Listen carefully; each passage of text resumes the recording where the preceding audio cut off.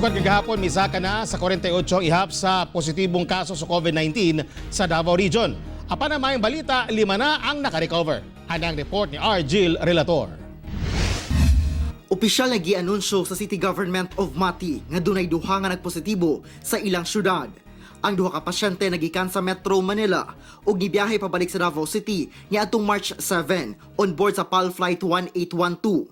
Nibiyahe dayon sila pauli og Mati sa samang adlaw. Human ang tulo ka adlaw, nakabati na og sintomas ang usa. Niadto sila Davao aron pa check up, apan ni papauli ra pud sa Mati aron ma check up sa City Health Office. I-quarantine, i-contact tracing. Ang tanan tao na-contact nila o na-istoryahan nila, nakahalubilo nila, gilista na yung tanan. Sila siyempre, kay pasyente man na sila, na sila katungod na matambalan na to.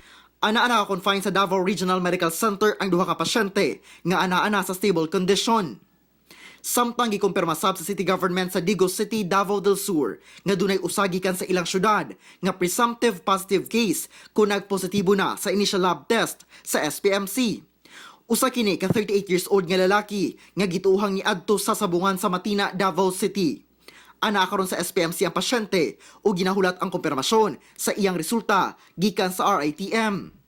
Sa pinakaulahing report nga gipagula sa DOH Davao Center for Health Development, 48 na ang kumpirmadong kaso sa COVID-19 sa Davao Region. Sa maong ihap, 3 ang sa Davao del Norte, 1 ang sa Davao de Oro nga naka-recover na, 2 ang sa Davao Oriental, 2 ang sa Davao del Sur, pinakadaghan ang sa Davao City nga niabot sa 40. Upat ni ini ang naka-recover na, samtang upat sab namatay na. Sa tibuok rehiyon, ang Davao Occidental lang ang nagpabiling COVID-19 free. Wala pa ni pagula og detalye ang DOH-11 labot sa mga pasyente. Ako si R. Jill Relator para sa One Mindanao.